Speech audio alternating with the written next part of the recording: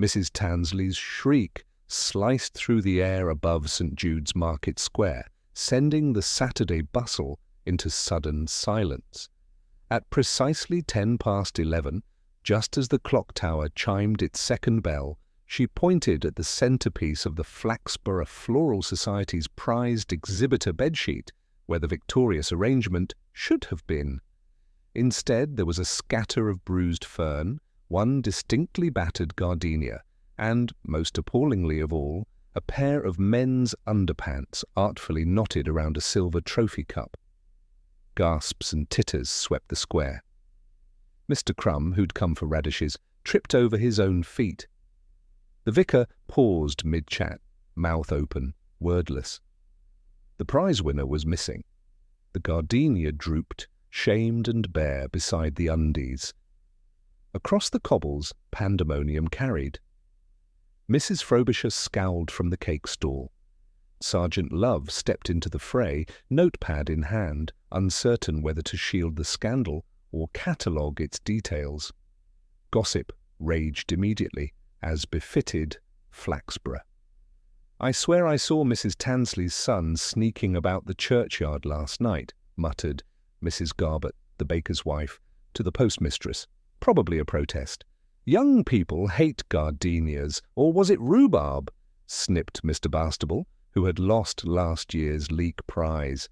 "My sister's in the council. She says the mayor's set to close the greenhouse next month." "Tempers," confided the verger to a passing umbrella. "Mark my words, it's foreigners." "No respect for local traditions," declared Mr. Jeffcott from behind a pile of hymns.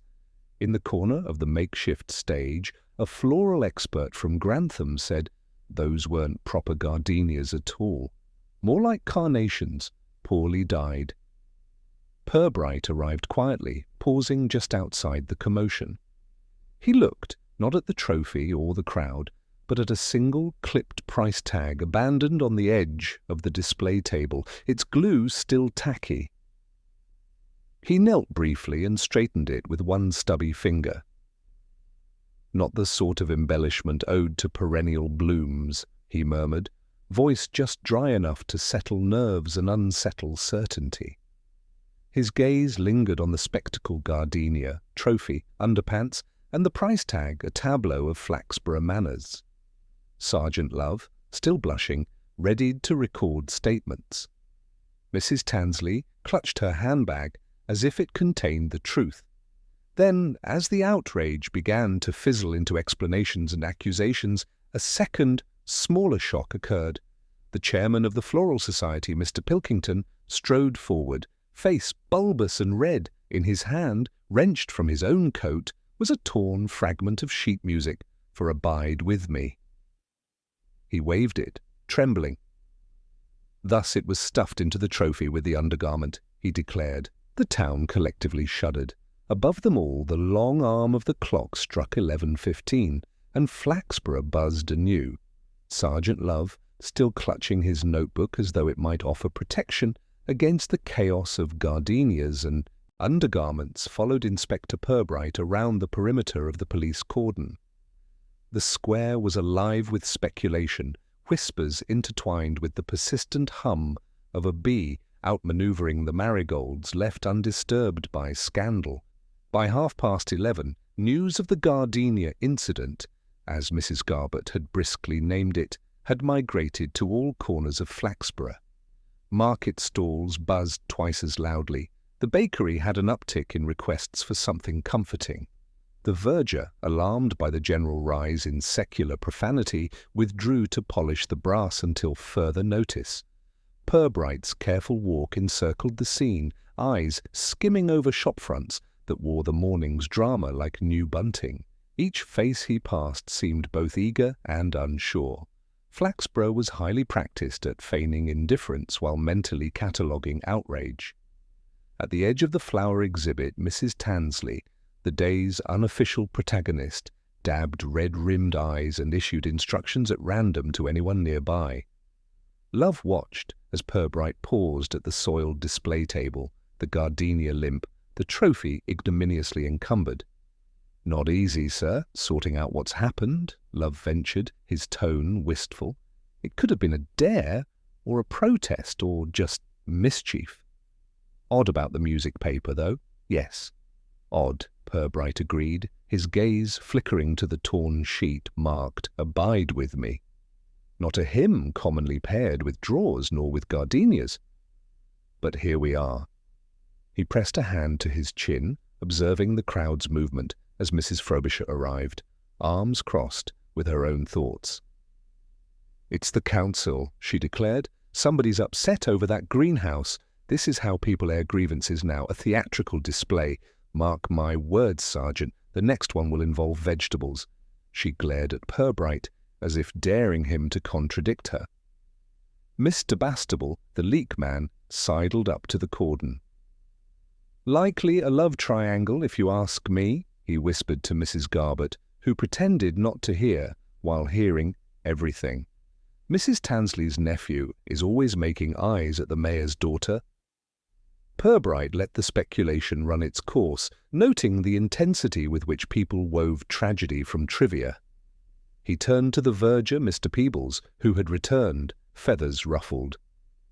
"You noticed anything peculiar before the ruckus?" "Purbright?" she asked quietly. Peebles adjusted his spectacles. "Saw a lad, couldn't say which, but he loitered near the prize table last night, hand in coat. Though he was guarding his entry, he could have been up to anything. The gardenia looked brighter then, if you'll believe me." "And the price tag?" Purbright inquired gently. Peebles flushed. "Shouldn't have been there. All items accounted for, meant for the cake stall. Someone's muddled the tags, at least. Sergeant Love's pencil scratched inexpertly. That's 2 clues, a misplaced tag and a torn hymn." The logic cheered him, briefly.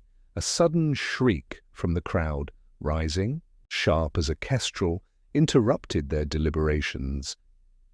The mayor's daughter, Miss Ethel Copping, had stumbled on a length of under-table cloth, exposing beneath it a muddled collection of stones, and, most curiously, a single child's shoe with a gardenia petal lodged inside. Love bent to inspect it. "Could be significant, Inspector?" Purbright declined to answer, instead stepping toward Mrs. Tansley. She was flanked by her son, Graham, and her neighbour, Mrs. Nightingale. Mrs. Tansley. Purbright began to study quietly. "Your entry was for gardenias. Any rivals this year?" Mrs. Tansley sniffed. "It's not rivalry, Inspector, it's envy. My gardenias are always better. Some say I use too much feed. Only Mrs. Nightingale disagrees, but she prefers daffodils." Mrs. Nightingale blushed. "I haven't grown gardenias for years. I couldn't make them flower." "And your son?" Graham was bright-eyed but guarded. "I was with my mates last night, not in the square, sir. Mum entered without telling me." He looked at Mrs. Tansley with vague accusation. Purbright eyed the crowd, noting how Mr. Pilkington, the Floral Society chairman, kept glancing at Sergeant Love while fiddling with the torn sheet music. "You discovered the hymn paper, Mr. Pilkington. Was it in the trophy before the incident?" Pilkington hesitated. "I don't know. I took the trophy home last night just for the polish." "Unusual, perhaps. Saw nothing odd this morning. So you had access to the cup alone?" Purbright's tone was neutral. Pilkington bristled. "For tradition, Inspector. We do things properly, or try to." Gossip grew louder in the adjacent market lane. "Flower fraud, I say," barked Mr. Jeffcott, flourishing a cabbage leaf as evidence. "Next, we'll have radish riots." Purbright returned to the price tag at the display's edge, lifting it gently with a handkerchief. "6pence isn't a common price for a gardenia," he remarked quietly. "I wonder whose fingers are sticky." Sergeant Love, emboldened by a gathering of facts, asked, Mrs. Tansley, did the trophy appear normal when you arrived?" Mrs. Tansley shook her head. "I didn't see it." Everything was covered. Only when they pulled back the sheet. What a moment. Ruined everything. There'll be talk for years. Purbright's eyes lingered on the child's shoe, now in Love's hands. He scanned the crowd. Little Sally Sharman was barefoot, staring forlornly at the gardenia. Her mother, Mrs. Sharman, tried to hustle her away, but kept glancing back. Mrs. Frobisher noticed, eyes narrowing. "Children are always underfoot," Mrs. Frobisher said, "good for nothing except making messes." Purbright did not respond. His mind was busy cataloguing intentions and interruptions. Each face he encountered carried some secret variation of embarrassment, resentment, or concealed amusement. By noon, the scandal had matured into outright division. Some declared the incident a political statement greenhouse grievance, the butcher called it. Others believed it was rivalry between the Tansleys and Nightingales, while a vocal minority suspected Pilkington had orchestrated the chaos in hopes of distracting from society funds gone missing. Rumoured, of course. Purbright, never prone to speculation, corralled Sergeant Love and reviewed the facts as they stood: a misplaced price tag, a torn hymn sheet, an underpants knot, the gardenia, and now a child's shoe with a petal inside. No fingerprints, no mind, only opportunity, motive, and perhaps a fair helping of wit. He strolled through the square once more, pausing at the bakery. Mrs. Garbett, arms flour-dusted, offered him a bun. "Nothing passes unnoticed here, Inspector, except what folks wish to hide." "Observation can be a tonic," Purbright replied, "provided the dosage is correct." As the clock toiled toward 12:15, he returned to the display table, gardenia in hand, and looked up at the stained glass window of St. Jude's, where last year's prize winners were immortalized in colored light. The gardenia this year, soiled and infamous, awaited its own peculiar immortality. A burst of laughter erupted from the pub doorway, followed by a hush so abrupt it seemed choreographed. Mrs. Sharman returned, this time clutching her daughter's shoe, the one missing before.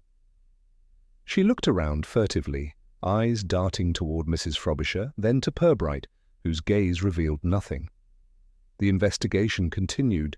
Each question asked was met with a pause, a nervous laugh, and a denial too quick to be true. Flaxborough's theatre of embarrassment had only just begun its run. The air in Flaxborough seemed denser as the market day edged towards afternoon, thickening not just with the scent of marigolds and stale buns, but with the anticipation of official inquiry. Inspector Purbright, undeterred by rising temperatures or mounting whispers, made his way from the square's riotous spill to the comparative calm of Daisy's tea shop. It was, by tradition, the preferred venue for conversations too fraught for public benches and not yet elevated to the dignity of police interview rooms. He took his seat near the streaked window, Sergeant Love beside him, awkward in his attempts to appear both formidable and relaxed. Mrs. Daisy herself, rosy and alert, a martyr to local cake competitions, hovered at their table, slicing Battenberg with the precision reserved for auditors. She appraised Purbright with something approaching pity. A man investigating gardenias must have known greater glory. "You'll want the good tea, Inspector," she said, pouring with forceful care. "And the door's open. If you're seeking truth, it'll have to wander in." Purbright accepted the cup without comment. Love, scribbling furiously, looked up at the growing parade outside the window. Every entrant to Daisy's appeared faintly guilty, as if partaking in scones might incriminate them. First to arrive was Mr. Pilkington of the Floral Society, clutching his battered hat. He avoided Purbright's eyes, settling into a chair with a sigh. Daisy, sensing unexpressed need, refilled his cup and placed an extra bun in front of him. "Mr. Pilkington," Purbright began, "you took the trophy home last evening. Can you recall anything unusual?" Pilkington dabbed at his brow. "Only my wife's constant fuss over fingerprints." I shined the cup and set it back with the others. In the morning, I fetched it for the display. No gardenias, no other items. The square was quiet as far as I could see. "And the hymn sheet?" Love asked, voice more hopeful than probing. "That, I swear, was not in the trophy at dawn. Someone's clever or daft or keen to make a scene." Pilkington's gaze met Purbright's, half apologetic, half defensive. "I know the council's upset about greenhouse funding, but vandalism in the name of horticulture? Even Flaxborough wouldn't stoop." As Pilkington receded into his bun, Mrs. Nightingale entered proud, pursued, and ostentatiously respectful of law and order. Her affections for gardenias were, as already established, non-existent. "I was at home last night. Daffodils are my concern. Mrs. Tansley and I have never truly been rivals," she insisted, smoothing her skirt.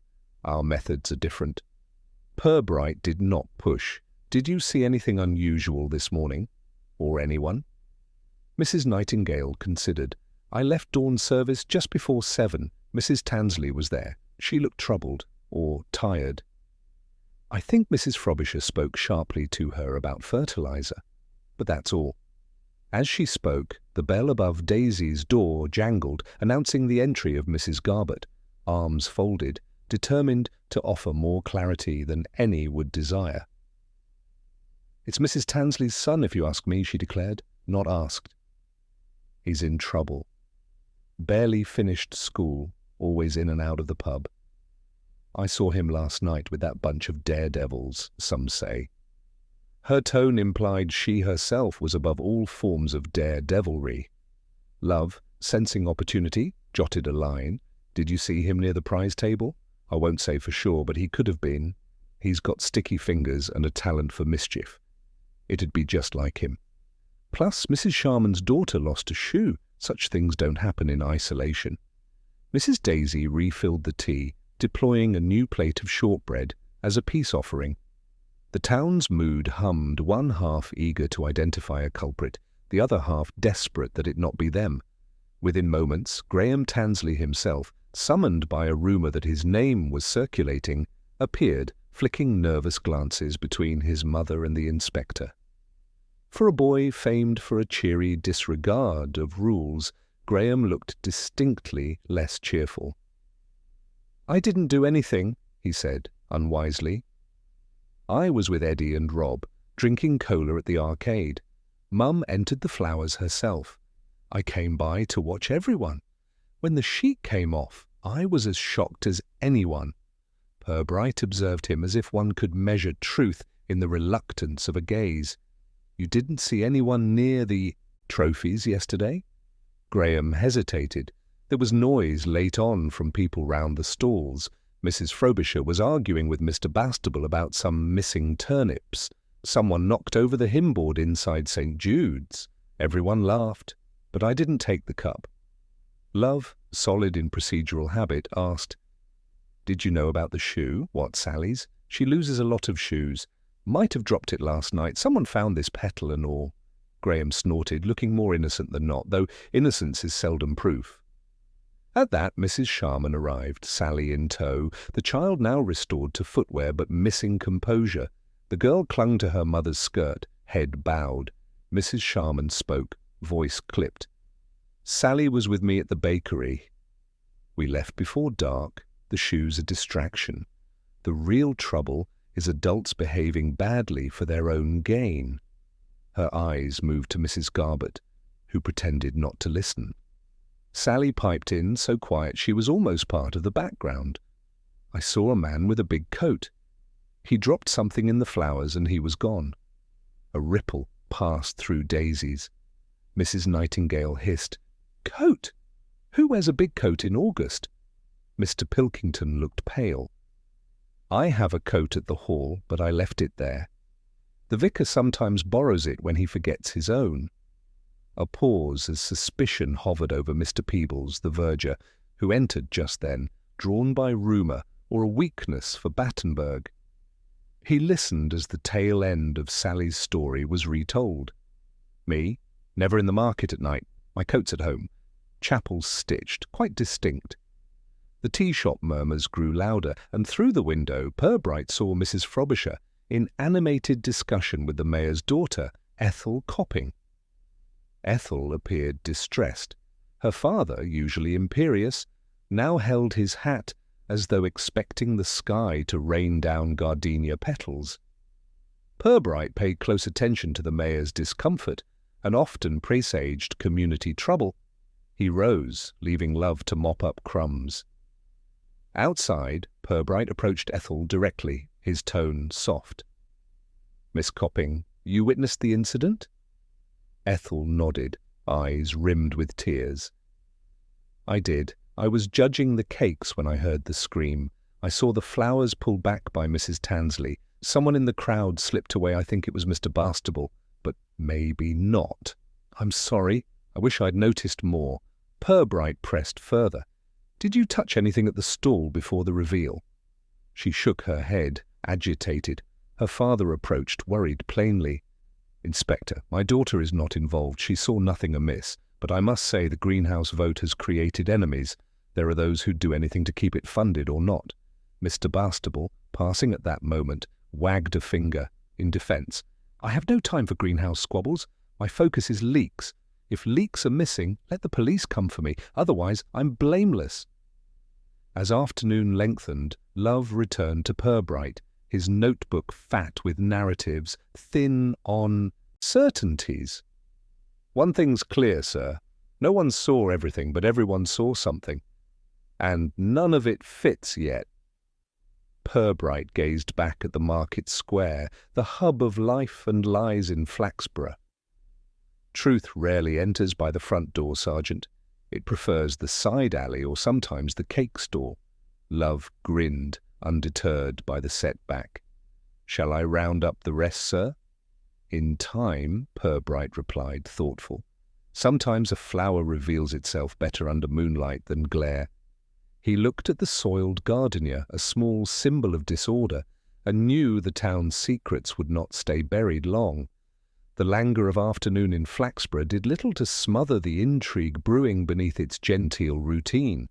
St. Jude's bells tolled 3 when Inspector Purbright, returning from Daisy's, found the square redolent with fresh scandal, another public mishap, this time against all expectations, at the church itself. Word had already darted to Daisy's tea shop and beyond by the time Purbright and Sergeant Love arrived at the vestry. The verger, Mr. Peebles, flustered and perspiring, gestured theatrically toward the altar rail, where a chaos of sheet music and scattered prayer books signalled a disruption. It transpired that during the weekly rehearsal for Sunday's service, the hymn board had been wrenched askew, its numbers rearranged to spell out 16,188,266, which, according to Mrs. Nightingale, was not even permissible in the new hymnal. More alarming, at least for Mrs. Frobisher, was the discovery that someone had substituted the day's opening hymn sheet for a crumpled scrap marked Gardenia Prize. Purbright, surveying the scene, reflected that chaos in church seldom lacked purpose in Flaxborough. He noted the precise folding of the prize scrap and the barely discernible smear of cake icing on its edge, detail to be tucked away for later. Love was busy untangling conflicting accounts. Mrs. Frobisher, half suspect, half victim, recounted her horror at seeing the hymn board numbers. "I hadn't even set foot in the vestry, Inspector. That board's always been Pilkington's job. I shudder to think what the bishop would say. Mr. Pilkington, summoned from an ill-fated attempt to seek calm by pruning the church roses, appeared red-faced and winded. Every year I rehearse and every year someone interferes. I found the board at 2:30. I left it at 1, perfectly arranged. Sermon notes missing, hymn sheets switched to a circus, not a church." Mrs. Nightingale, summoned to supervise, supplied a faintly useless fact. "I saw Mrs. Tansley standing under the east window, humming 'Abide with Me.'" She looked forlorn. There were petals at her feet. Purbright eyed the waxy petal, incongruent amid psalms. church flower arrangements, I suppose, are less immune to drama than the congregation might hope. Out in the aisle, the townspeople shifted from pew to pew, bracing for excitement. Mr. Jeffcott, self-appointed purveyor of scandal, declared, "Local sabotage, if you ask me. Someone wants to put an end to the old festivals. They say it's all going to committee now." He squinted at Purbright as though the inspector might be in league. Love spent the next hour extracting moment-to-moment accounts from the choir boy, who had noticed a damp print on the music stand like someone had set a wet shoe upon it. The vicar, who had seen only kindness and a congregation in excellent spirits, and Mrs. Sharman, who returned the child to observe the state of the church and reiterate her innocence. Sally, meanwhile, gazed at the altar with the wide, hesitant eyes of someone who knew more than she dared tell. In the bustle, Purbright lingered. He addressed the vicar, whose nerves frayed with each new, minor outrage. "Vicar, did anyone show particular interest in the hymn numbers before the service?" The vicar pondered, beard twitching.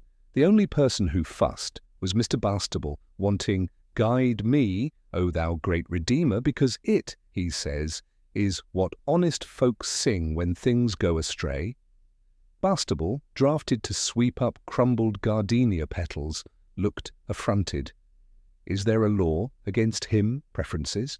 I only suggested it as a tonic.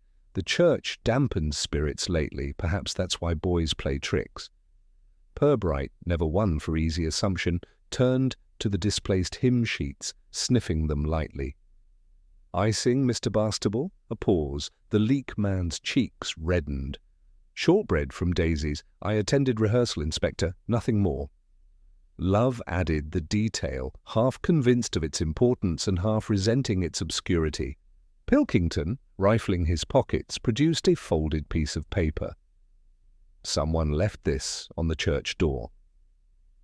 "I thought the schedule turned out well. It's just a list of names: Frobisher, Nightingale, Bastable, and Tansley. No explanation. Odd, isn't it?" Purbright took the paper, glancing at the list, each name placed at odd intervals, and beside each a tiny sketch, a leek, a cake, a daffodil, and a broken cup. He tucked it away, considering the artistry and the motive. Mrs. Nightingale, clutching her hymn book, announced, "There's mischief, certainly. But why target the church? We're already scandalized. It's as if someone wants attention." In the nave, a laughing rose harp, conspiratorial. Mr. Garbett, the baker, impatient for resolutions, had gathered a coterie near the font. Puzzles are plain, I say. Whoever benefits from trouble gains most. Pilkington's reputation, Nightingale's daffodils, and Frobisher's committee all want the spotlight. "Mustn't forget the greenhouses," interjected the mayor, loud enough for Purbright to notice. "Votes on funding are due tomorrow. This town makes scandal a sport when politics loom." Purbright mapped the peculiar arcs of drama gardenia defilement, price tags and trophies, hymn numbers scrambled, and church lists with coded sketches. Below the surface ran quiet desperation. Mrs. Tansley, guarding pride; Pilkington, masking anxiety; Frobisher grasping at authority; Bastable eager for an audience, and Nightingale seeking vindication. Sergeant Love's notebook bulged even more, filled with town opinions, but still, so far, few facts that fit together with the careful logic Purbright required. He summarized quietly, "Town's at odds, sir." Yet none will admit to being out of step. The clues are there, it's the pattern that's missing. Purbright smiled faintly. "Patterns emerge as tensions escalate, Sergeant. So do new suspects. By 4, the vestry was swept, the altar rearranged, and the bell tolled a half-hearted chime. But Flaxborough's unease was unabated, and as the congregation left, gossip poured into the streets with the inevitability of rain in April. In the settling dust, Purbright wondered who in the town understood flowers, music, and the small arts of mischief well enough to perform such a campaign. one whose next act was unlikely to be delayed. Nothing draws a crowd in Flaxborough like the prospect of a settled opinion, and as dusk crept into the town, the push for a culprit became palpable. The Floral Society's committee meeting, usually a drowsy affair conducted under the flicker of a gas lampshade, this evening had the charged expectancy of a tribunal. News from St. Jude's had already seeped into every conversation. Speculation bolstered, if not informed, by facts spilled beyond church and tea shop, pooling most heavily outside the Society's modest hall. Inside, Mrs. Tansley sat stonily at one end of a long table, her son beside her, and hands folded tightly. Mrs. Nightingale, as painstakingly composed as the daffodil display she'd once championed, gripped the minutes of the previous meeting and frowned at each newcomer as if their tardiness confirmed guilt. Mr. Pilkington, whose nerves had not recovered from the morning's events, blotted sweat from his brow and arranged hymn sheets atop his papers, while Mrs. Frobisher, never one for restraint, arrived with a sheaf of petitions concerning greenhouse funding and, crucially, her own version of events. Sergeant Love blinked under the pressure of expectations, flanked by Purbright on his left and a rumour-monger's chorus to the rear. The committee chair, Mr. Cranwell, cleared his throat with such gravity that even the loose floorboards seemed to hush. "Ladies and gentlemen," Cranwell intoned, "it cannot be denied that the dignity of our society has suffered. The matter of the prize sabotaged, the hymn-board mishap, and, not least, the introduction of unmentionables demand resolution. For the honour of Flaxborough, let us proceed." After a short but momentous pause, Mrs. Frobisher rose with brisk determination. "I wish to submit," she declared, "that the evidence points squarely to Mrs. Tansley's son. Graham, it cannot be overlooked, was unaccounted for most of the evening, and is known for mischief. I saw him loitering by the flower stalls and, with a nod for emphasis, whispering with Sally. "Sharman!" Gasps erupted. Graham flinched. Mrs. Tansley stiffened. "Yes," added Mrs. Nightingale to general approval, "the child's shoe. It's no secret Sally is impressionable. Graham could have urged her into mischief." Sergeant Love, remembering Sally's brief account of a man in a big coat, interjected. Miss Sharman described a large figure. "Only Graham here hardly fits, does he?"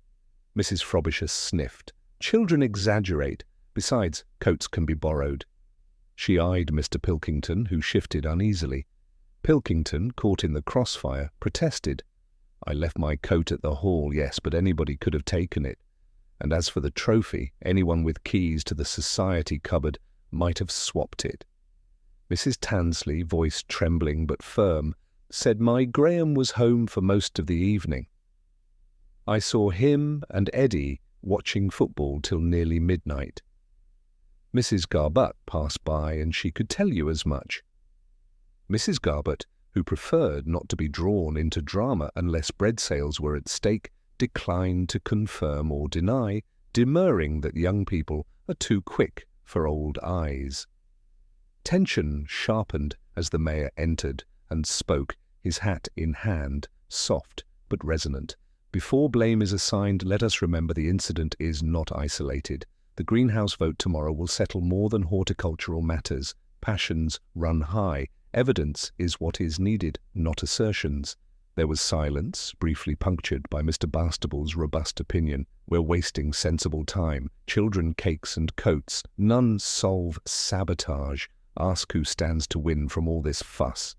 Purbright, who had watched the shifting tides of blame, observed, "It is curious that the child's shoe, the smeared price tag, and the torn hymn connect those present by association rather than direct act. Anyone wishing to humiliate or distract might plant evidence for precisely this sort of division." Cranwell, sensing the room's restiveness, opened the floor. "Inspector, your view?" Purbright's response was measured. "Flaxborough's virtue is its ability to remember past grievances as if they were fresh. Rivalry is seldom direct. Often it is refracted through other hands. This situation, I think, is a performance as much as a crime." Mrs. Frobisher bristled. "You mean someone is staging a drama to embarrass the society? What purpose could that serve?" Purbright's gaze swept across faces, noting hesitation and certainty in equal measure. "The motive may be less about sabotage than about who shapes the rules, who controls the prize money, and who influences next year's display. With greenhouse funding in question, there are stakes beyond petals." The door creaked, and Mrs. Sharman arrived late, Sally peeking from behind her dress. The girl's eyes found Graham, then flicked to the table where Mrs. Nightingale's daffodil brooch glinted in the dim light. Love caught the look, scribbling. Children notice things sometimes when secrets spill out. Cranwell, seeking closure, announced, "We must propose a resolution. Shall Graham Tansley be named as the principal suspect until further evidence emerges?" A hush. Mrs. Tansley's fists ball. Graham muttered protests. The society voted, hands raised with reluctance, each motion weighted by stories barely told. Sergeant Love, flustered, glanced at Purbright for guidance, but Purbright's focus remained politely unyielding. "Let the investigation continue," Purbright said. "Blame decided in too great a hurry often turns out to be misplaced." Cranwell hesitated. "So noted, Inspector. The matter is not closed, but for society's dignity we must have an answer soon." With night falling, the meeting adjourned. Gossip leaked into the street like fog, and arguments were refuted and revived. Mrs. Frobisher, satisfied for the moment, led a group away, whispering new theories. Mrs. Tansley comforted Graham in low, anxious tones. Purbright stepped into the chill evening, Sergeant Love at his side. "It's convenient, sir. How the town's opinion moves as one," Love said. "First suspicion, then consensus, before the facts align at all." Purbright nodded, surveying windows lit up with fresh gossip. "The rhythm of community is to assert, accuse, settle, and then stir again," Sergeant asserts. "We must look for the hand off stage, the one that prefers shadows." Flaxborough's streets narrowed to quiet lanes, but through the closed doors, talk continued. The accusation had landed, but the story, hidden deeper, remained to be unearthed. The night after the committee's ill-fated vote, Flaxborough held its collective breath. The town, never one to relinquish its indignation lightly, hummed with the uneasy quiet that follows a public shaming. Yet as dawn edged in over the rooftops, the market square jittered with anticipation. Sunday service loomed, but it was the memory of ruined gardenias and the whisper of new accusations that dominated talk as shop shutters rattled upward and villagers shuffled out beneath the morning haze. Inspector Purbright was awake earlier than most, his habit of calm observation unchanged by sleep or scandal. The first bruised beams of sunlight threw angular shapes across his small desk, where a half-eaten slice of Battenberg, a slip of folded paper with the quartet of suspects' names, and a ribbon of cake icing now dried to fossilized sweetness awaited his renewed attention. He set tea to steeping and reviewed his notes, reading between the neat lines for the crooked heart of Flaxborough's disturbance. By 9 o'clock, activity in the square was building, purposeful and fevered. It was the Sunday of the annual youth band fundraiser, second only to the garden show in the town's social pageant. Purbright and Sergeant Love arrived to see bunting strung with dangerous optimism between lampposts and a collision of children, cake stalls, brass instruments, and more than a few nervous adults. Rumours swirled almost as visibly as the mist, sidestepping real news to rehearse opinions on Graham's supposed guilt and Mrs. Frobisher's increasing authority. It was beneath the clock tower, however, that the day's next disruption brewed. The youth band, resplendent in ill-fitting blue jackets, assaulted a medley of hymns with the vigour of the inexperienced. The first piece, Abide With Me, faltered, as if uncertain whether to mourn or mock. Sally Sharman, now restored in mismatched shoes, sat to one side clutching her penny whistle, her gaze darting between her bandmates and the adults gathered close. The critical moment arrived with the second set. As onward, Christian soldiers began a muddy advance through the square, an almighty crash resounded at once comic and dreadful. The cymbalist, a serious boy named Arnold, fell backwards over a misplaced flower crate, sending petals and percussion ringing across cobbles and shoes alike. As if on cue, a shower of hymn sheets fluttered from a nearby rooftop, undulating to the ground amid the confusion. A hush swept the market, a tableau of carnage brass abandoned mid-note, flowers trampled, small children shrieking with giddy confusion. Purbright, ever the ripple at the centre of Flaxborough's pond, stepped forward and caught a hymn sheet before it could join its fellows on the wet bricks. He eyed its margin, where, in neat typing, a single line caught his eye. "Sow not discord amongst neighbours. Seek the root." Sergeant Love, quick on the heels of the commotion, bent to gather the remaining hymn sheets. "Another message, sir?"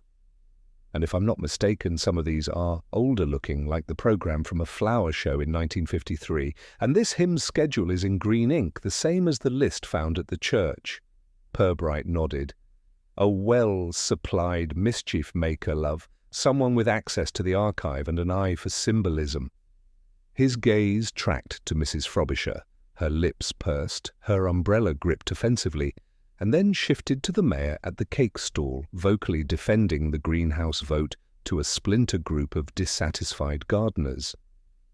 In the centre of the square, the band regrouped under the drill sergeant glare of Mrs. Nightingale, who, despite her headaches over committee minutes, had assumed authority over discordant children and adults alike. Within moments, accusations rekindled. "It's a protest," declared Mr. Bastable from his soapbox today, a stack of leak crates. "Whoever did this wants to disgrace the festival, not just Graham Tansley. Any of the old lot could have tossed those papers." "I'll not be blamed for others' theatrics," shot Mrs. Frobisher, catching Mrs. Tansley's eyes with a look that mingled pity and accusation. "What kind of example are we setting by turning a youth event into a farce?" Committee members eyed her wearily, suspicion as stubborn as morning dew. Sally wound her way to Purbright's side, whispering, "He told me he'd make them listen, Inspector. He said the church was boring and the band sillier." Her finger pointed vaguely at the crowd, but her gaze lingered on Mr. Pilkington, who at that very moment was trying to extricate a tangle of bunting from his walking stick. Before Purbright could interrupt him, a commotion at the cake stall erupted. A large tray of prize scones, intended for judging, had been upended, scones rolling like dice beneath jurors' feet. The mayor's daughter, Ethel, knelt in distress gathering ruined buns, while Mrs. Garbett lamented her lost cream. On the tray someone had scrawled, "Plant wisely, all roots show in the end." "Love, winded from pursuit," rejoined Purbright. "Two messages today, sir?"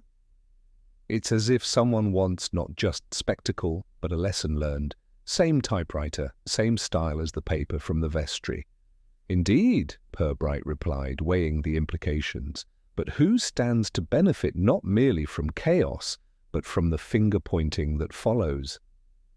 The crowd, finding its voice anew, circled around Mrs. Tansley, pressuring her for an explanation, while Mr. Pilkington attempted to order by proposing a hymn be played in the spirit of harmony. Few could muster the cheer. Even Mrs. Nightingale found herself a target. "Your daffodil entries are overdue, my dear," and Mrs. Frobisher, emboldened by the unraveling scone incident, accused the mayor's faction of diverting attention from greenhouse votes. Purbright, almost invisible in the crowd, took his time.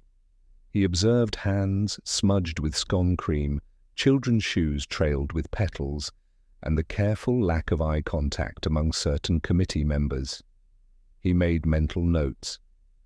Mrs. Frobisher's umbrella bore a faint dusting of flour, Mr. Bastable's trousers a trace of green ink, Mrs. Nightingale's oft-mentioned headache had not stopped her from compiling programmes in the church archive, and Mrs. Tansley was ignored by all, save Sally looked almost relieved that the scandal was now everyone's.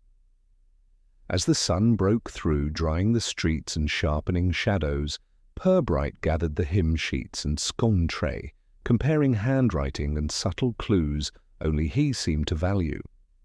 The festival and the town would soon disperse, but their secrets had clearly only begun to surface. "That's 3 public performances now," Sergeant Purbright said, as the last bunting fell and Mrs. Nightingale marched the band children away, each event more theatrical than the last. "It's as if someone's setting a scene," Love agreed. "But to what end?" Purbright shook his head. "Every act leaves a piece of truth. What remains is to see who tries hardest to tidy up when the curtain falls." The festival's detritus lingered in Flaxborough's market square long after the crowd dispersed, squashed scones, crumpled hymn sheets, and wilting bunting. Purbright found the aftermath revealing, for it set the stage not only for renewed gossip, but also for a fresh cycle of small resentments. Late Sunday afternoon, with sun slanting through church windows, the case seemed messier than ever, with more clues, but also more variables, and all of them steeped in pride. Sergeant Love was intent on cataloguing the day's chaos, standing by the bandstand with notebook open, reviewing hymn sheet messages. "Someone's playing at being wise," he muttered, "lessons in gardening and morals." But every clue circles back to the committee. Purbright, surveying the church steps, caught the parade of suspects in motion. Mrs. Nightingale, stoic and rattled, gathered children for a stern admonishment about order. Mrs. Frobisher hovered near the greenhouse voting box, her umbrella now clean of flour, but her voice sharp. The scone sabotage was clearly planned. The mayor's daughter Ethel lingered nearby, her gaze a little less certain, while Mr. Pilkington wandered among flower beds, anxious fingers twitching at tokens of horticultural disorder, Flaxborough's rhythm of suspicion, denial, and the incessant replaying of old feuds. Purbright let the sequence run, careful not to interrupt, knowing, as ever, that self-incrimination often bloomed unnoticed. A brief pause, broken by Mr. Bastable's booming voice from the bakery door. "You want to know the truth? Ask who can't stand losing." Mrs. Nightingale hated being second ever since her daffodil wilted 3 springs ago, and Frobisher would rather see the greenhouse closed than handed to Pilkington's bunch. Bastable dusted flour from his hands and vanished inside, satisfied such wisdom had been shared. Mrs. Garbutt, her day improved by scone sales, wandered over. "Don't let them pin this on the young ones. It's old rivalries that rot the root, Inspector.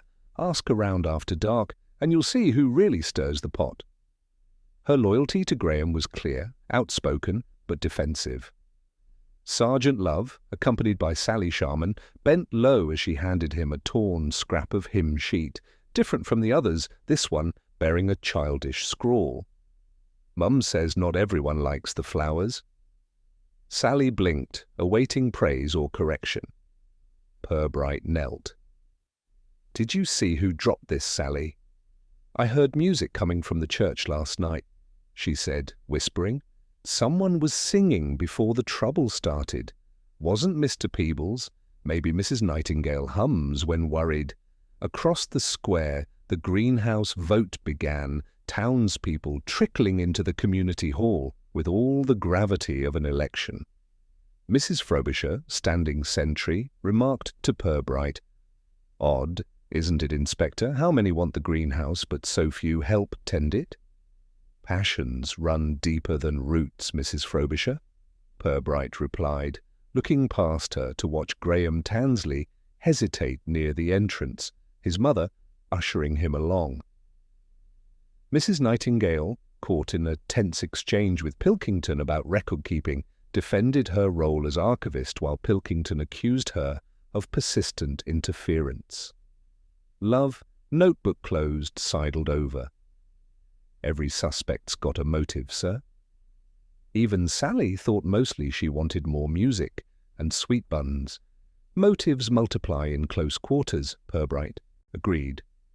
"What matters are behaviours beneath observation. Consider who tidied the scones, who replaced the hymn sheets, and who scolded children with undue vigour." As evening fell, Flaxborough's church bells pealed. The greenhouse vote concluded with a narrow majority for funding, which set tempers fraying and tongues wagging. Mrs. Frobisher, triumphant if brittle, gathered supporters. Mr. Pilkington sulked near the roses, checking their soil, and Mrs. Nightingale rang up minutes with the precision of an accountant settling an inheritance. In the shadows, fresh disunity grew. Mrs. Tansley, relieved at Graham's reprieve, loosened her grip on drama. Mrs. Garbett whispered to Sally about kindness winning in the end. And Ethel Copping exchanged words with Barstable, her tone oscillating between gratitude and accusation. Later, as the market cleared and evening approached, Purbright wandered alone among the bandstand's remnants. His gaze settled on an empty flower crate, a single gardenia petal pressed into its slats beside a faint streak of green ink. He pocketed the clue and returned to the square, passing Sally, who sang softly, unaware she was the last witness remaining. Love joined him by the lamp-post. "It almost seems everyone's guilty, sir. Or at least partly responsible." Purbright replied, "That is often the way with a well-run scandal, Sergeant. The innocent become implicated by association, and those who orchestrate the event learn to disappear." They stood in companionable silence, the town returning to routine, but the investigation, like the scones, spreading in surprising directions. Night in Flaxborough never extinguished its thirst for intrigue. The day's uproar over the band, scones, and hymn sheets gave way to softer, yet sharper currents of suspicion. Mr. Bastable's bakery closed with unusual haste as whispers flitted from the pub to the post office. The town's tempers, momentarily cooled by the greenhouse vote, reheated in the dark. Rivalries unfolded in candlelit kitchens, where every slant of accusation found fresh purchase. Inspector Purbright walked the edge of the churchyard, his shoes brushing dead stiff grass, his thoughts looping quietly through the evening's events. Sergeant Love, notebook now almost full, and coat buttoned for warmth, joined him in a measured circuit past St. Jude's windows and the market square, which lay in cluttered repose beneath the street lamp's indifferent glow. "I'm wondering, sir," Love ventured, voice low, "if anyone's telling the truth at all. Mrs. Nightingale claims innocence, but she's always around the archives. Pilkington knows the keys, and Frobisher steers a committee. It's a crowded scene." He opened his pad to a list of motives and alibis, all incomplete. Purbright considered. "Truth is scattered, Love. What remains consistent is the method of every incident disguised as an accident, each clue precisely ambiguous." He stooped to examine the flower crate from the afternoon, finding a new scrap of torn ledger paper tucked beside the petal and ink streak. The numbers, faded, referenced a transaction barely legible. F Society, 6 pence, 12th March Gardenia. The details stitched the crimes together like a skilled seamstress with scandal in hand. Returning to the square, Purbright and Love paused at the hall as Mrs. Frobisher argued loudly with Pilkington over the new greenhouse budget. Her umbrella tapped the floor with the force of a gavel. "It's all very well voting," Pilkington griped, "but what about records? The ledgers look light this year. Someone's gone in and taken pages out. I want oversight." Mrs. Frobisher glared. Oversight is for those who have something to hide. I keep minutes, you keep trophies. Look where that's led us. Underpants and gardenias in the same exhibit. Ethel Copping entered, pale but insistent. My father wants the committee to settle, but I think someone's undermining more than the society. The music, the flower show, even the scones. It's a pattern of mischief that dances through every group. Love watched as Mrs. Nightingale edged closer, ostensibly searching for her missing brooch, yet eavesdropping as deftly as any magistrate. The mayor followed, hat in hand, promising full transparency in society finances. Barstable, half in and half out the door, stumped away muttering about bread, not books. Purbright kept to the periphery, collecting scraps of old receipts from the trash, torn choir schedules, and another faded ticket marked, admit, One Grand Flower Gala, 1953. Every clue, though weathered, seemed recently handled, and the careful cuts in the ledger's edge suggested patient, persistent sabotage. Inside the hall, Mrs. Tansley comforted Graham and exchanged soft words with Mrs. Garbutt, whose loyalty to the boy endured. Sally, half asleep on a bench, clutched her hymn sheets, mumbling about green ink on flowers. Pilkington, forced to count vases and registers, fussed over missing paperwork. Remarkably, Purbright murmured to Love, the real activity happens in dusk and shadow, when distraction is loudest. Those most eager in public are busiest in private. Love, catching the phrase, nodded. Suddenly Mrs. Nightingale exclaimed, "My brooch! It's here in the ledger box." She extracted a daffodil-shaped pin tangled with ribbon and ledger scraps. Pilkington peered over, eyes bulging. Why put that there? Who'd bury valuables among old papers? Mrs. Frobisher, quick as ever, replied, "Because some secrets flower best where no one looks. You hide what you want found once it serves you." Sally, rubbing her eyes, added gently, "It's like when you plant bulbs. Sometimes it takes years before they show." All heads turned. The truth, so simple, eluded the adults more than the child. Outside, Barstable swept the bakery step while muttering about daffodil drama. Ethel Copping lingered, glancing warily at the adults, and Graham watched from the hall's shadow, anxious but hopeful. As the evening deepened, Purbright turned quietly to Love.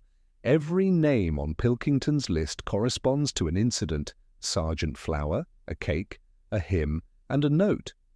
The clues are not random. They trace a rivalry that has matured over seasons. Love summed up, "If I follow, sir, someone wants to root up the whole society, expose its secrets, and do it with wit," Purbright replied. The innocent suffer first: Graham, Sally, and Ethel. Then the patterns shift. Now we see evidence planted not for the police, but for reputation. Whoever set this drama cares less for guilt than for spectacle. As the town lamps flickered, Mrs. Nightingale took her leave, pin firmly in place. Mrs. Frobisher remained with Pilkington, arguing over figures and keys. The mayor locked the hall, and Sally, carried by Mrs. Garbutt, sang a soft tune of Abide With Me. Purbright, watching the last petals fall beneath the lamp, sent Love home, but stayed in the square, surveying the patterns in night's silence. Flaxborough was settling, but beneath the surface the story was poised for one last turn. Monday dawned crisp and deliberate over Flaxborough, the market square reuniting beneath banners that sagged but survived the weekend's ordeal. Shop shutters snapped open on time, if not with enthusiasm, and by 8 o'clock the committee members of the Flower Society, Bakery and Church were assembling near the community hall for the tallied results of the greenhouse vote. Last night's ledger scraps and missing minutes, freshly gossiped, had drawn curious townsfolk in numbers unseen since the great leek blight of '72. Purbright, who had retreated early, only to find himself restless at his window, stood with Sergeant Love as Flaxborough filed in to gossip and deliberate, and, when the moment came, witness yet another set-piece disruption. Shadows of the previous evening lingered in the tense hush of anticipation as Mrs. Frobisher readied the official poll. Her face, pinched with fatigue yet glowingly authoritative, peered over horn-rimmed glasses at assembled rivals. Pilkington tapped the silver trophy, his nervous gesture neither subtle nor needed. Mrs. Nightingale checked hymn sheets one last time. Barstable arrived with buns and a not-so-private complaint. There'll be no truth today, only old tempers dressed as policy. During a lull, Ethel Copping caught Purbright's eye. "It was lively last night, Inspector. I thought the grown-ups might come to blows." Mrs. Frobisher accused Nightingale of hiding the minutes. Pilkington accused Frobisher of creative accounting. Even the mayor muttered about the trouble with tradition. Purbright nodded. "The crime is not one of sudden passion, Ethel. It is the patient work of someone who understands the rhythms of self-destruction." Before voting commenced, Mrs. Tansley and Graham entered quietly, and Sally Sharman perched between Mrs. Garbutt and her mother in the front row. Love looked over the bandaged notes in his pad, sketching a timeline: Gardenia outrage, hymn fraud, Scone catastrophe, and Ledger meddling. Every incident, nothing and everything is a recipe for town drama. As Mrs. Frobisher called the poll, thunder, sudden as a curtain drop, cracked above the hall. Lights flickered, townspeople gasped. Pilkington, startled, knocked over the trophy, which rolled to Sally's feet. Her eyes grew large. Graham bent to retrieve it as the others clustered, wary and uncomfortable. The real spectacle, however, was just the beginning. The main hall door, typically sticky and slow, flung open with a gust. Loose hymn sheets and price tags spiraled through the air, landing atop a table where old voting records gathered dust. Mrs. Nightingale, her nerves thin as petals on a dry stem, sidled over, pointing to a marked programme. "Look here at the Ledger's previous winners." Each year's victor was at the centre of a minor fiasco. Purbright leaned in, tracing the names Tansley, Nightingale, Frobisher and Pilkington. Graham, Sally, the sometimes winner, often present, always caught between grudge and ceremony. Sergeant Love collected the scattered papers, noting one message typed in green ink, left folded inside the trophy. A prize means more to its loser, a scandal more to its teller. He handed it to Purbright, whose eyes briefly sparkled with satisfaction. Mrs. Frobisher, undeterred by the spectacle, raised the tally. Greenhouse funding passed by a 2-vote majority in favour. For the record, some ballots were marked with unusual notes. "Stop the farce. Bring harmony." "No more gardenia underpants," Barstable cackled. Mrs. Garbutt shook her head. The committee's faces, instead of brightening, clouded with dissatisfaction. The vote's result seemed anticlimactic, its undercurrents more barbed than ever. As the thunderclap echoed, Mr. Pilkington darted for the exit, only to be blocked by Mrs. Nightingale, whose composure had, for once, broken. "Before anyone leaves, I propose a reckoning. This year's events were deliberately meant to embarrass and expose our faults." She turned to Purbright, her tone mixing accusation and appeal. "Inspector, won't you address us?" Someone, perhaps more than one, used our own pride and rivalry as weapons. The room stilled. Each face revealed layers of guilt, exhaustion, and stubborn pride. Purbright took his time. He rarely hurried the denouement when the town itself seemed poised to supply it. "Today's disruption is no accident," he said gently. "It is a culmination of each meticulously planned incident, the precise selection of participants, and the careful use of clues. The green ink, the typewriter, the timing. Someone wanted not retribution, but revelation." Mrs. Frobisher blustered. "Is that not always the case here, Inspector? We thrive on rivalries." Purbright returned the green-inked message. "Not everyone seeks drama, Mrs. Frobisher. Some simply want honesty, perhaps to restore order or dismantle it. The notes, the ledgers, and the vanishing point not to a single culprit, but to a very old game, and this year someone has played it to perfection. A new silence settled, not comfort, but realization. Sally clung to her mother, Graham straightened his jacket, and Ethel glanced at her father, who said nothing at all. Thunder, spent, rolled away into the clouds. The market square outside looked unchanged, but the seeds of change, planted with wit and watered with grudge, were ready to flower. With the greenhouse vote's aftermath rippling through Flaxborough, Monday afternoon descended into uneasy shuffles. The committee hall emptied slowly, pairs and clusters dispersing into alleys, shops and parlours, seeking comfort or conspiracy. Inspector Purbright lingered at the threshold, his gaze resting on the table, where scattered hymn sheets and price tags now mingled with rejected ballots. The storm outside was spent, but inside, storminess persisted, each face flickering with the strain of introspection. Sergeant Love, uncertain but dogged, shadowed his superior as Purbright undertook what the town termed the polite circuit, a series of understated, pointed visits. The inspector never raised his voice nor rushed his step. He understood Flaxborough's rhythm, and suspicion rested only briefly before looking for fresh sustenance. His manner, always cordial, was as much a tool as any magnifying glass. First stop was Mrs. Nightingale's kitchen, where light filtered across a table neat as a ledger, and the daffodil brooch returned to its rightful pincushion. She set out a plate of thinly cut cucumber sandwiches, and, without expectation, poured tea. "You must think us a nest of saboteurs, Inspector," she said, voice thin but steady. "I hunger for dignified committee work, not farce." I lost track of the minutes. Because Pilkington borrowed the archive key, I warned him. Purbright smiled, hands folded. "A ledger is safest in hands that worry for propriety, Mrs. Nightingale." "Still, it's curious how a single brooch wandered so far." She bristled. "Frobisher's umbrella swept half my paperwork from the table. At the vote," Pilkington muttered about errors.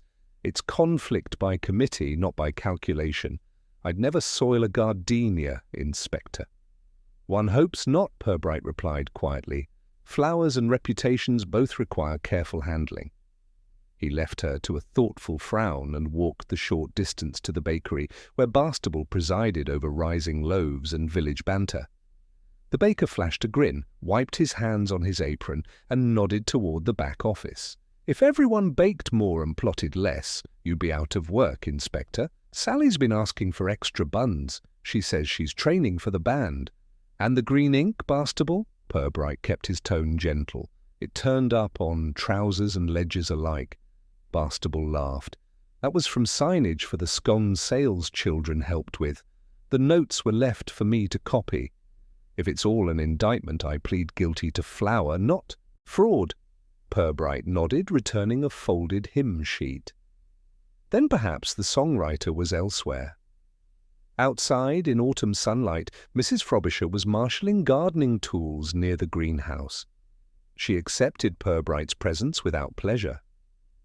"You'll want a full account, Inspector, but I won't have my hands held over the fire." Her eyes scanned the beds as if weed or suspects might erupt at any moment. "And the umbrella, Mrs. Frobisher?" Purbright's voice was gentle. "It collects drama, flour, and even scraps of paper. I defend what's left, Inspector. Flaxborough has a way of making committees a blood sport. The more they bicker, the easier it is for chaos to find a home." Purbright picked up a dropped price tag, noting its faintly smeared glue. "With so much passion, is sabotage inevitable?" She stiffened. "Now what's inevitable is distraction. The children of this town grow clever watching grown-ups quarrel. Don't think Sally or Graham miss much." A distant bell rang from St. Jude's, marking the hour. Purbright crossed the square to where Pilkington sorted hymn books inside the side entrance. The chairman's nerves were untouched by tranquility. "You found the list, Pilkington," Purbright said, each name with a symbol.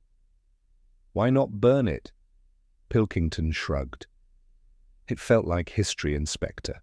This town lives for spectacular scandals to name, which keeps us sharp. Frobisher thinks I'm lax, Nightingale calls me arrogant. I thought the trophy was proof we could do things properly. Purbright set the silver cup before him. "You polish it to shine, but it's what's stuck inside that makes Flaxborough talk." Then Purbright paused, his test quiet but strategic. He addressed the small crowd who had wandered back in search of answers. "Perhaps it's time the committee adopted a new prize, not for flowers, nor buns, nor minutes, but for the cleverest arrangement of facts and motives." The room bristled, some faces colouring, others rendered blank by calculation. Mrs. Frobisher regarded him with challenge. Pilkington worried the cup as if it might reveal more. Mrs. Nightingale stilled. Barnstable raised an eyebrow. Sally stood with Graham and Ethel, curious and undisturbed. Purbright continued, "If the game is confession, what should we give the winner? A flower, a hymn, or perhaps a story?" The suggestion unsettled as much as it intrigued. Old faces flickered with questions. Committee members measured one another, uncertain if confession would serve or expose them.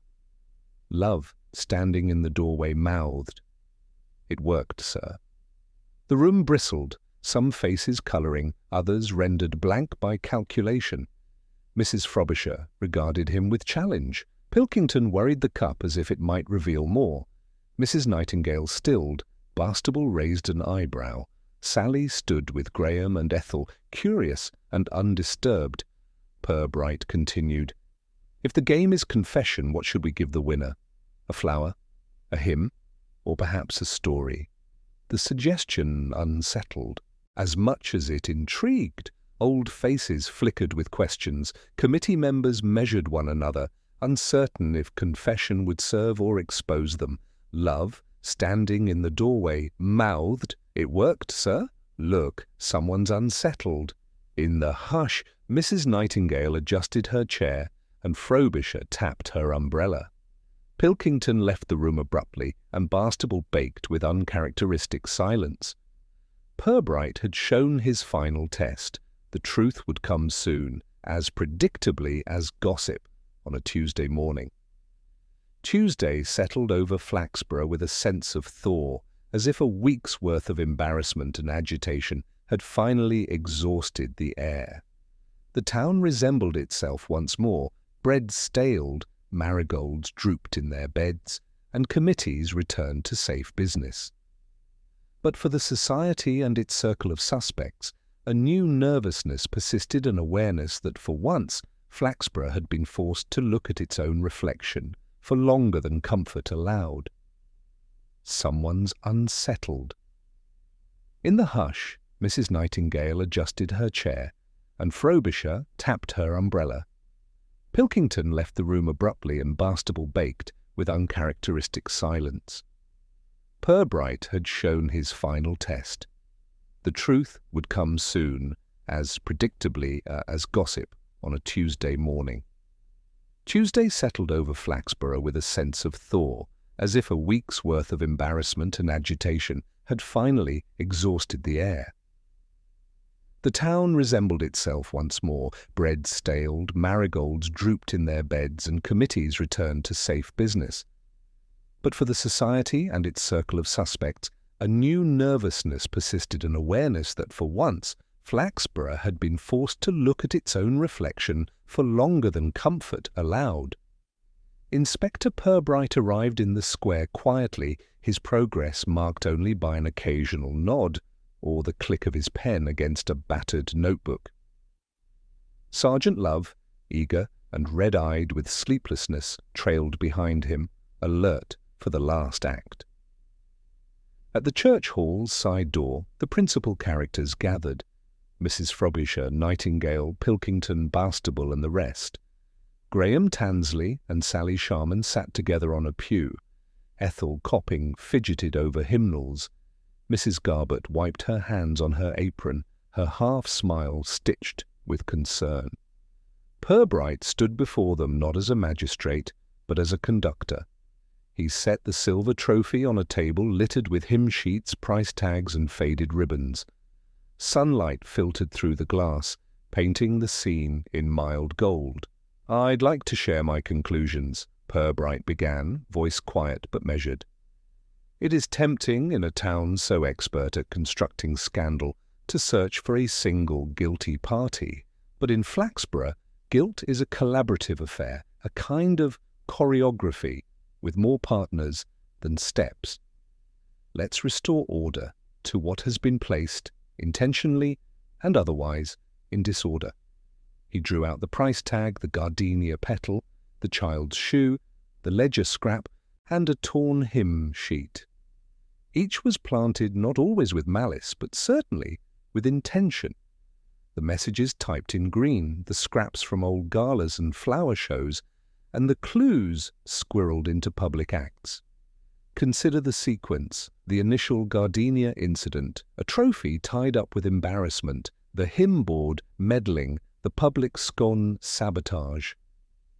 Each disruption was not simply to cause trouble, but to draw attention to all those present and their conflicts. Faces shifted, some toward guilt, some toward blame, and many toward self-preservation. It was not a child's prank, nor a single committee member's sabotage. It was an arrangement of rivalries and small grievances, coordinated, sometimes unwittingly. Each suspect contributed. Mrs. Nightingale, seeking order, buried some minutes and hints. Pilkington, bent on tradition, polished, but looked the other way on mischief. And Frobisher, intent on control, steered conversation and disarray alike. Bastable, more interested in leaks than records, buried evidence beneath a mound of flour and distraction. Even Sally and Graham, by proximity, were drafted sometimes by accident, more often by adult manipulation. Mrs. Sharman spoke, voice tremulous. "You mean all of us?" Purbright nodded, in some measure. The real architect, however, was clever enough to let others do her work. His gaze settled on Mrs. Frobisher, whose eyes burned with effort not to flinch. "You, madam, engineered the timetable and gathered the committee at every crucial juncture. You distributed tasks, you challenged, and you sewed messages with your umbrella and your minutes. But you did not work entirely alone." He turned gently to Mrs. Nightingale. "The green ink was yours, meant for the daffodil entries. Pilkington's keys unlocked trophies, not secrets. Bastable's trays supplied cover. Graham and Sally were manoeuvred into places, but exonerated by the fact that their innocence was too orchestrated." Mrs. Frobisher bristled, but did not speak. Mrs. Nightingale blushed. Pilkington's hand trembled over the trophy. Bastable offered a wry grin. Sergeant Love, returning from the corridor, relayed a fresh rumour. "The bakery says the committee's ledger was donated for next year's gala. No one will claim responsibility for lost pages." Purbright accepted this as the closing chorus. What was sought was not simply a culprit, but the clearing of air-making rivalries visible so they might be reset. The green ink, the scraps, the staged accidents, and a story told in fragments, assembled only by those willing to look. He surveyed the gathered group, each like a flower with hidden roots, brilliant but precarious. Flaxborough will not suffer for a little embarrassment. It will thrive, so long as its arrangements are honest, whether in gardens or in gossip. The sun reached the centre of the window. Mrs. Nightingale embraced Sally. Mrs. Frobisher returned to her umbrella. Pilkington rearranged hymn books, and Bastable swept crumbs. Graham, Tansley, no longer accused, slid out past the pews to join Ethel outside. Mrs. Garbutt promised free buns for all tragic participants. The square resumed its rhythm. Committees receded, reputations quietly mended. Inspector Purbright left the hall with Sergeant Love, their steps measured, their expressions placid. Flaxborough, for all its faults, had restored its equilibrium. The gardenias for this would bloom in peace, and the cycle of story would, as always, begin anew.